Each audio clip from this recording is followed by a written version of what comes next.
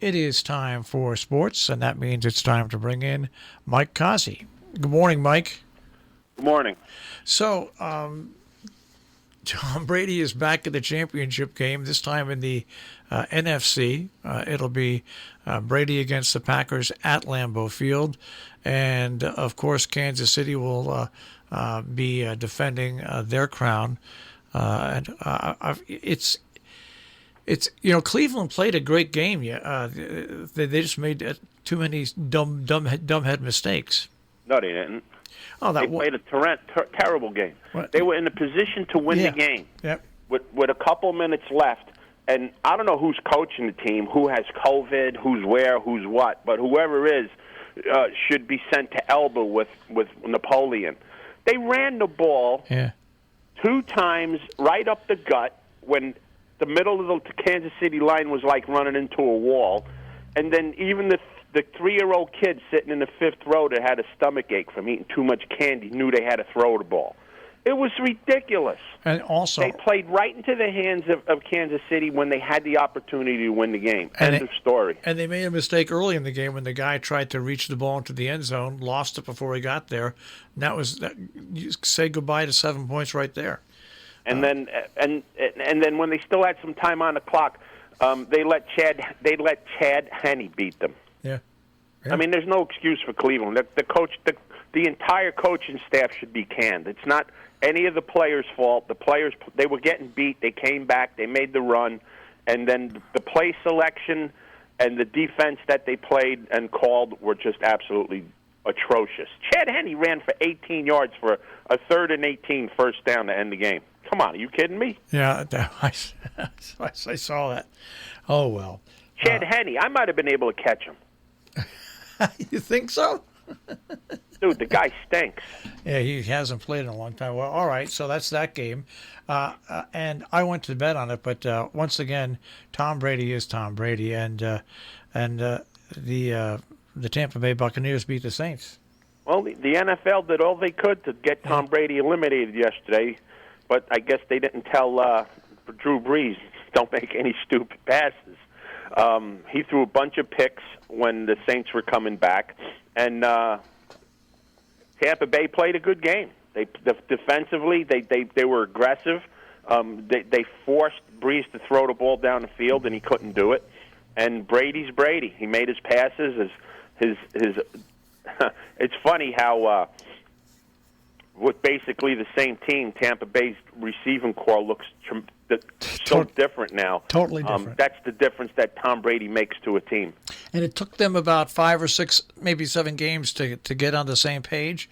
But now it's just, there's no way, whether you like Tom Brady or not, now he's doing it with the Tampa Bay Buccaneers, which are basically the same team as they had last year, except for Brady and maybe 1 or 2 receivers. Gronk is one, maybe a couple other players, but still, basically it's the same core. And Antonio Brown didn't play yesterday. I think he only caught 1 pass, so you can't say it's him. But, it's the same team that he had before, and these guys are playing to the level of Tom Brady. All right, so you've got Green Bay, who looked outstanding in their game. Yeah, that was a mismatch. Yeah, total mismatch. Green Bay against Tampa Bay, and in the AFC, you've got Kansas City against Buffalo. I find it, I think there's only one team that can. Well, you've got 2 teams, Buffalo and Kansas City, are really playing good. It should be if I'm thinking that it's going to be. An AFC champion this year. No, I don't think so. Don't think so? You think No. You think Green Bay's got a shot? I think Tampa Bay has a shot too. Yeah. I think whoever wins the Battle of the Bays is going to win the championship. Buffalo, they played okay against Baltimore. They didn't play great. They could have beaten them worse. They didn't. And I'm not sold on Kansas City. I'm not sold on Kansas City. Even if Mahomes plays, I'm not sold on Kansas City. And you know that Buffalo's going to be headhunting on him. Yeah. And you're going to see what's going to happen there. If he can play, he's probably going to start and whatnot. But put it this way. If Kansas City goes to Chad Henne, Buffalo's not going to lose that game. No, not at all. No, not at all. No, I think whoever wins the Battle of the Bays wins the Super Bowl. That's my opinion. I was just glad to see a good. I think the best game of all the games this weekend, I think, was the New Orleans Tampa Bay game. But it was because New Orleans was beating Tampa Bay. Yeah. And Tampa Bay came back to beat them by 10. And New Orleans had chances, but whether you want to say that Breeze blew it or Tampa Bay rose, either way, Tampa Bay won. And I think one of the most perfect performance by a team was Green Bay. They just played really, really, really good football. Oh, they smashed the Rams. The Rams never had a chance. Yeah, no, never. And it wasn't due to weather. It was just plain due to physicality and superiority. All right. Now, weather could play a game, an outcome on the game this weekend because they're expected mid-20s and snow Sunday up in Green Bay. So, see what happens with that. Yeah, all right. But that's the way it is. That's the way it's supposed to be. But there shouldn't be any more talk from anybody about Tom Brady because the guy. Oh, there will be. But the guy. There will be. The guy. I guarantee if you turn on the idiot box or go onto the destructive little device in your hands, people will be saying how Drew Brees blew the game for New Orleans. Guaranteed. Anyways. If you watch the game, the defensive players made some plays to make those interceptions, and it was Tampa Bay beating New Orleans. New Orleans turned the ball over. Tampa Bay didn't. Say what you want. Tom Brady's a winner. Yep. So big turnaround for the Rangers against the Islanders. I don't understand why these teams keep playing each other. I know. It's crazy that this early in the season. I thought it was wrong. I was looking at the schedule. I'm like, no, it can't be. The Islanders just played. Not only did they just play the Rangers, they just played them in the Garden. Yeah. How do you play two road games against the same team in any sport? I mean, baseball's different. But in hockey, how do you play two road games against the same team? And it wasn't just the Rangers and the Islanders. It was everybody. I think that whoever made up the schedule did it with a quart of scotch.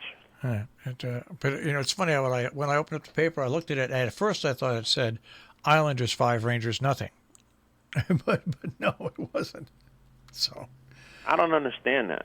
I didn't even watch the game. I was at the track. I got more important things to do than watch hockey games like that. So how was your weekend at the track? It was very good. All right. Very good. We picked the winner in the Silver Bullet Day. Charlie's Penny paid $21, beating a 4-5 shot. Then I had our couple of picks in the Lecomte. I needed 3 shots to hit a pick 3 for pretty good money, and I left Midnight Bourbon out, which was a mistake. How do I leave a horse with bourbon in its name out of anything? And that horse came back to beat me. But we had a pretty good weekend. All right. What do you think about the Yankees signing Kluber? What do I think about it? Yeah. If he was any good, he'd still be in Cleveland. He's washed up. Arm injuries, he's washed up. The Yankees are shooting arrows everywhere and trying to hit something and see what happens. Well, at least they re-signed LeMahieu. Gosh. Yeah, but everybody's complaining about it that he signed for too little amount of money. I don't know. I don't know too little, too much, but they needed him. Without him, they're about a 500 team. They really are. They also made another mistake. They re-signed Judge. With the Yankees, if the Yankees had any intestinal fortitude, they would have got rid of Judge and went out and signed Springer. That's what they should have done, but they won't do that. I guess they can't do that because they got the Judge's box in right field, and what are you going to do with that then? That was the move to make. Not to give Aaron Judge $10 million, to take the money and put it in a bucket and go get Springer. That's what they needed to do.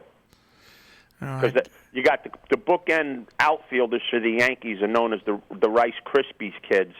All they do is get hurt. They don't produce. All they do is get hurt and sit on a bench and collect big paychecks. And if people don't know who the Rice Krispies kids are, it's Stanton and Judge. Snap, crackle, pop.